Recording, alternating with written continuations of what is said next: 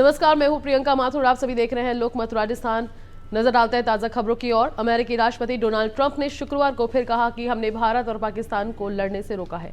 White house के Oval office में Musk के साथ प्रेस कॉन्फ्रेंस करते हुए उन्होंने कहा कि मेरा मानना है कि भारत और पाकिस्तान की लड़ाई परमाणु तबाही में बदल सकती थी। उन्होंने कहा कि मैं भारत और पाकिस्तान के नेताओं का और अपनी टीम का शुक्रिया अदा करना चाहता हूं। हमने व्यापार की भी बात की और कहा कि हम उन देशों से व्यापार नहीं कर सकते जो एक दूसरे पर गोली चला रहे हैं और जिनके बीच परमाणु युद्ध का खतरा हो सकता है। ट्रंप ने कहा कि वहां के नेता समझदार हैं और उन्होंने बात मानी और लड़ाई रुक गई। हम औरों को भी लड़ने से रोक रहे हैं क्योंकि आखिरकार हम किसी से भी बेहतर लग सकते हैं। हमारे पास दुनिया की सबसे ताकतवर सेना है और सबसे अच्छे नेता है। अफगानिस्तान के हेलमंद प्रांत में स्थित बहराम शहर, जो पाकिस्तान के चगई जिले से सटा एक सीमावर्ती कस्बा है, फिर सशस्त्र संघर्ष का केंद्र बना गया।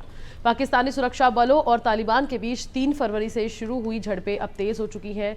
हालिया विवाद तब हुआ जब तालिबान ने अपनी सीमा को सुरक्षित करने के लिए नई चौकी बनाने की कोशिश की। इसे पाकिस्तानी बलों ने समझौते का उल्लंघन बताते हुए गोलीबारी शुरू कर दी। जवाब में तालिबान ने पाकिस्तान के चेकपोस्ट पर हमला बोला। मोटरार दागने से चेकपोस्ट ध्वस्त हो गए। इस बढ़ते संघर्ष के चलते चगई जिले के 2.5 लाख से ज्यादा लोगों को पाक शहबाज सरकार ने तत्काल घर छोड़ने का आदेश दिया है। तालिबान ने भी अपने नागरिकों को क्षेत्र खाली करने को कहा है। इस स्थिति से पहले से ही बिगड़े पाक अफगान रिश्तों को और अधिक तनावपूर्ण बना दिया है।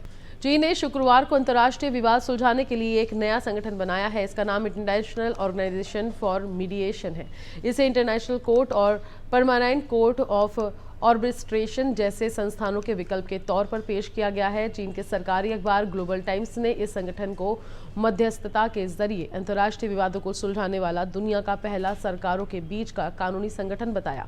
हांगकांग में आयोजित एक हाई लेवल समारोह में चीनी विदेश मंत्री वांग यी ने इस संगठन की स्थापना के समझौते को औपचारिक रूप दिया। इंडोनेशिया, पाकिस्तान, बेलारूस, क्यूबा और कंबोडिया 29 से देशों में शामिल थे जो चीन के साथ इस संगठन के संस्थापक सदस्य बने। कांग्रेस सांसद शशि थरूर ने शनिवार को कोलंबिया के बोगोटा में बताया कि कोलंबिया सरकार ने पाकिस्तान के समर्थन में अपना बयान वापस ले लिया है। कोलंबियाई सरकार आतंकवाद के खिलाफ भारत के रुख का समर्थन करते हुए नया बयान जारी करेगी। थरूर बोगोटा में एक यूनिवर्सिटी पहुंचे थे। वहां महात्मा गांधी की प्रतिमा पर फूल चढ़ाने के बाद उन्होंने कहा कि हमने कोलंबिया की उप विदेश मंत्री से मुलाकात की। उनसे बातचीत के बाद सरकार ने बयान वापस ले लिया। वहीं रोसा योलांडा ने कहा कि भारत की तरफ से हमें पूरी स्थिति की डिटेल जानकारी मिली है। कश्मीर में जो कुछ हुआ, वहां संघर्ष की वास्तविक स्थिति के बारे में भारत ने हमें जो कुछ भी बताया वह जानने के बाद हम बातचीत जारी रख सकते हैं। ऑपरेशन सिंदूर के बाद पाकिस्तान को बेनकाब करने विदेश गए सर्वदलीय प्रतिनिधि मंडल के सदस्य, पूर्व विदेश मंत्री और कांग्रेस नेता सलमान खुर्शीद ने पड़ोसी मुल्क की पोल खोल करके रख दी। बार बार संघर्ष विराम का उल्लंघन किए जाने पर वह पाकिस्तान पर खूब भड़के। उन्होंने कहा कि पाकिस्तान लगातार संघर्ष विराम का उल्लंघन कर रहा है। इससे साफ है कि पाकिस्तान में किसी का नियंत्रण नहीं है। सर्वदलीय प्रतिनिधि मंडल के सदस्य सलमान खुर्शीद ने कहा कि पाकिस्तान में अराजकता कायम है। सेना के भीतरी गुटों में सत्ता के लिए होड़ और सरकार के नियंत्रण की कमी है। उन्होंने कहा कि सीमा पार और नियंत्रण रेखा पर गोलीबारी कम से कम 3 या 4 घंटे तक जारी रही। एक बार फिर संघर्ष विराम का उल्लंघन हुआ। इससे स्पष्ट है कि पाकिस्तान में कोई भी नियंत्रण में नहीं है। भारत के chief of defence staff general Anil Chauhan ने कहा कि भारत ने कई बार पाकिस्तान के सामने दोस्ती का हाथ बढ़ाया है, लेकिन हमेशा हमें पाकिस्तान से बदले में दुश्मनी ही मिली है। उन्होंने कहा कि हालात देखते हुए अलगाववाद की रणनीति ही बेहतर दिखाई दे रही है। सिंगापुर में आयोजित हो रहे शंग्री ला डायलॉग में अपने संबोधन में जनरल अनिल चौहान ने ये बात कही। डीसीएस जनरल अनिल चौहान ने कहा कि भारत और पाकिस्तान के संबंधों को लेकर हम बिना रणनीति के काम नहीं कर सकते। जब हमने आज़ादी हासिल की थी तब पाकिस्तान हर पैमाने पर हमसे आगे था, सामाजिक, आर्थिक और प्रति व्यक्ति सकल घरेलू उत्पाद। लेकिन आज ज़्यादा विविधता के बाद भी सभी मोर्चों, मानव विकास और सामाजिक सद्भाव के मामले में भारत आगे है। ये संयोग से भी नहीं हुआ, बल्कि ये दीर्घकालिक रणनीति का परिणाम है। देश के 6 राज्यों में आज मॉक ड्रिल होगी। इसमें राजस्थान, पंजाब, जम्मू कश्मीर, हरियाणा, गुजरात और चंडीगढ़ शामिल है। इसे ऑपरेशन शील्ड नाम दिया गया है। इन राज्यों में पहले गुरुवार को ही ड्रिल होने वाली थी, लेकिन फिर स्थगित कर दी गई थी। इससे पहले 7 मई को देश के 244 जिलों में मॉक ड्रिल हुई थी।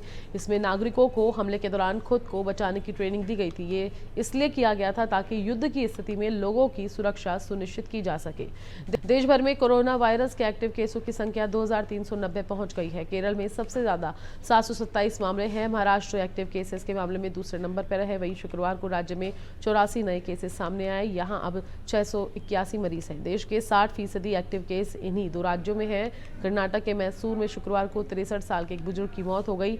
राज्य में कोरोना से ये तीसरी मौत है। इसके अलावा महाराष्ट्र, केरल, राजस्थान, उत्तर प्रदेश और मध्य प्रदेश में कुल 13 मरीजों की मौत हो चुकी है। कुल मृतक की संख्या 16 पहुंच गई है। गुजरात के अहमदाबाद में शुक्रवार को एक दिन के नवजात की कोरोना रिपोर्ट पॉजिटिव आई। बच्चे को आईसीयू में रखा गया है। पिछले सप्ताह बच्चे की मां भी कोरोना पॉजिटिव पाई गई थी। अभी के लिए बुलेटिन में फिलहाल इतना ही। जुड़े रहिए हमारे साथ। नमस्कार।